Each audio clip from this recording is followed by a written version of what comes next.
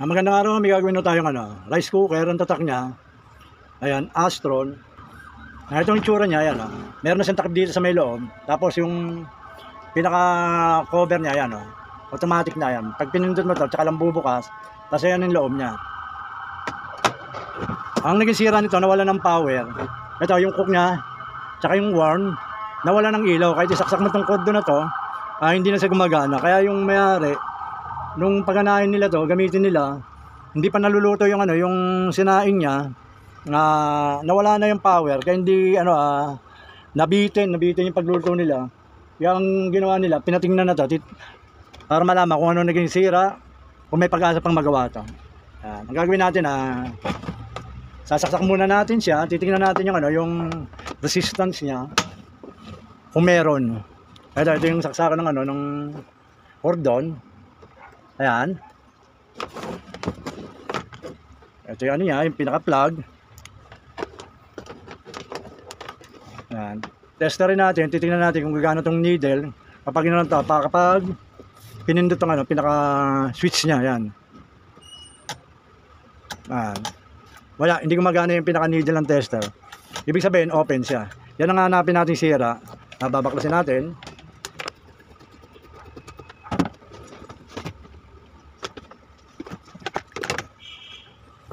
Yan yung piyesa sa loob ng ng rice cooker na to.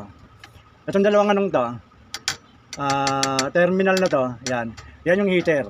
Nakaikot siya rito. Siya yung nagbibigay ng ng init sa may pinakaloob ng rice cooker para maluto. Kapag luto na yung sinaing, nag-automatic yan, nag-o-off yan. Ito naman ang gumagana ito. Ito, heater din to. Kaya lang ang tawag dito, warm. Ito yung gumagana kapag yung ilaw niya rito sa may sa may niya, indicator niya sa pilot light, itong gumagana kapag warm yung ilaw doon. Ibig sabihin ng warm, para yung pinakakaning luto na, hindi sa hindi sa lalamig, may init na kukuha sa may pinakakanin niya. Yan. Bali ito, nakita ko rito. Yung dalawang to, medyo kinalawang na siya, itong parting to, yung dalawang heater niya, yung terminal ng heater niya, tapos itong parte ng ng wire na to, nasunog na. Tapos kung titingnan nyo itong itong plastic na to, itong nakabalot na to, yan, papunta rito sa may pinaka niya, pinaka plug, yan, ayan, fuse yan. Titingnan natin kung okay pa yung fuse o open na. Tetest rin natin. Ito yung linya ng fuse, simula rito sa pinaka heater niya, yung line 1, ayan, papunta rito. Ayan. Testerin natin itong fuse, tingnan natin kung may contact pa. Ayun, wala hindi napapalo yan, yung pinaka-test prod niya, yung needle. Ayan. Pero pag sinort mo to, meron siya. Pero pag dito na sa fuse mo inilagay, wala. Ibig sabihin, open na yung fuse niya. Bali, ang gagawin natin, papalitan natin yung fuse. Pero bago natin palitan yan, itong to, dalawang linyang yan, babaklasin natin, lilihain natin yan kasi ito nasunog na eh. Ito. Ibig sabihin, lumuluwag yung yung contact niya rito dahil dito sa kalawang to. Kailangan linisin muna natin itong itong contact na to, itong dalawang to, bago natin palitan ng fuse para hindi na siya maluwag, hindi basta-basta puputok ang fuse. Kasi kapag ganyan may maluwag, ang unang naapektuhan yung fuse niya, yung pinaka protection niya rito sa rice cooker.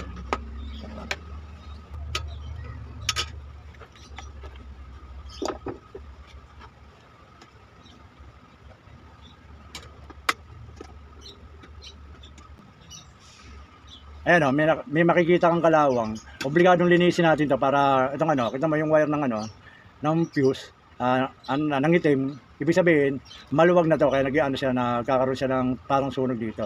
Ito, lilihain natin to, tsaka itong kabila.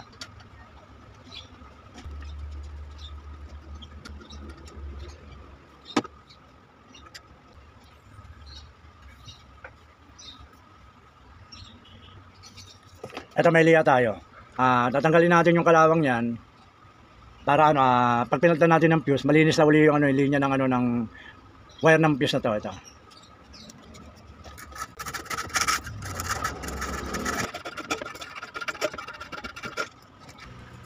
Ayan kumintab na yung yung pinaka ano, yung pinakalagay ng tornilyo nitong ano, ng rice cooker na to, ito sa heater, yung dalawang yan, pinakintab natin para itong mga terminal na ganito, yan, pag kumapit uli rito, maganda na uli yung kapit, hindi na siya parang ano, madaling uminit kasi wala na yung kalawang. Bale, ito yung fuse niya. Hanapin natin siya ng ano, ng ganitong fuse. Ang ano niya, nakalagay sa kanya. Kung papansinin nyo,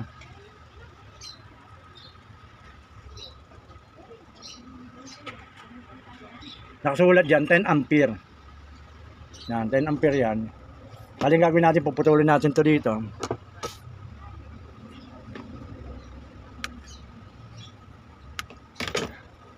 Ayan. Ay, nakalagay, 10 ampere. Yan, 10 ampere. Ito ang kukunin natin. Ito, meron akong ano, bagong fuse. Ang nakasulat din ay, yan o, 250 volt, 10 ampere. 285 ano, Celsius. Yung init niya, nakaya ng ano, ng fuse na to. 285 na ano yung init niya. Ito ang nakalagay lang din sa kanya rito. Sa original 165 ano Celsius. Ibig sabihin, mas mataas to, mas matibay to. Yung kaya niyang init hanggang 285 Celsius. Itong pinalta natin hanggang 165 Celsius lang. Ito mas maganda to. Ito ang ilalagay natin.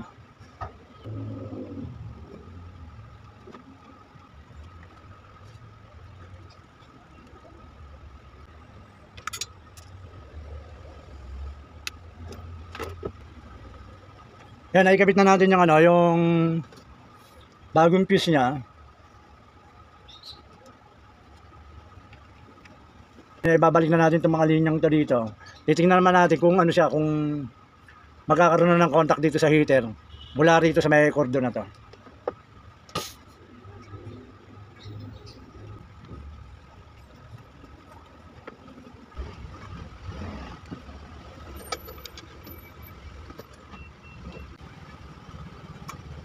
Nabalik na natin yung ano, mga terminal, mga linya niya dito sa may pinaka ano ng heater, pinaka wire. Ang gagawin natin ngayon na tetesterin natin dito sa cordon. Titingnan natin kung magkakaroon na siya ng contact.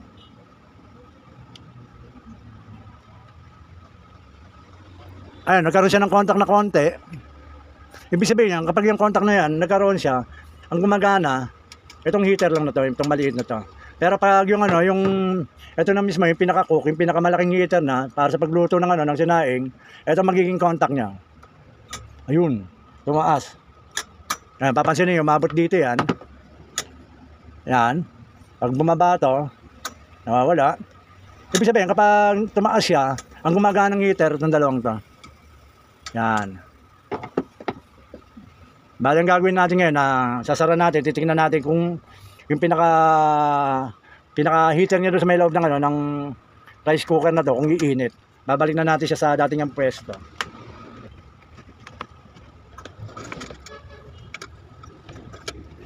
Tatayo natin. Ayan. Testerin ulit natin to.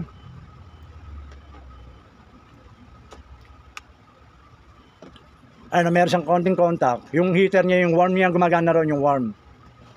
Yan, pag ginon to, ayun, tumataas. Hop. Ano to, pag bumaba to, ang gumagana yung cook. Pag tumaas na to, gumagana yung warm. Tingnan natin kung, ano, kung ganun talaga yung, ano, yung, ano dito, yung, itong ilaw to, kapag sinaksak natin to. Kung ano ang gagana.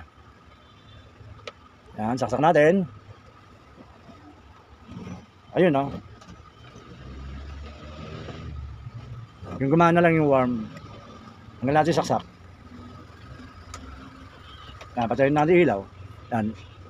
Ayun, yung gumana lang yung warm niya. Ayun o. Tapos pag pinindot to, ang gagana, mawawala yung warm, gagana yung cook.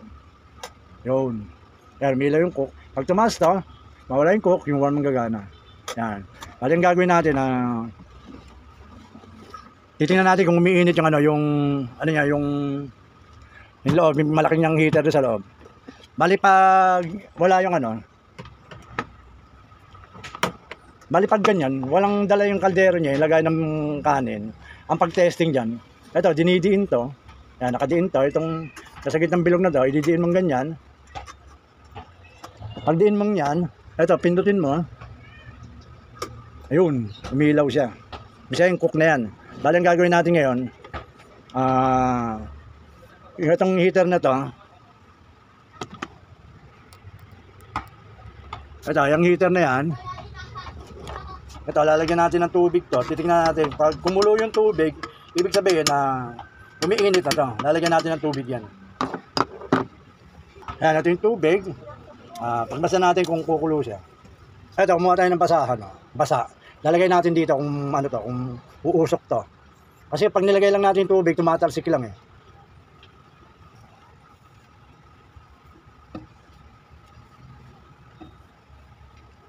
Ayan o, umuusok na yun o. Yung pinakabasahan.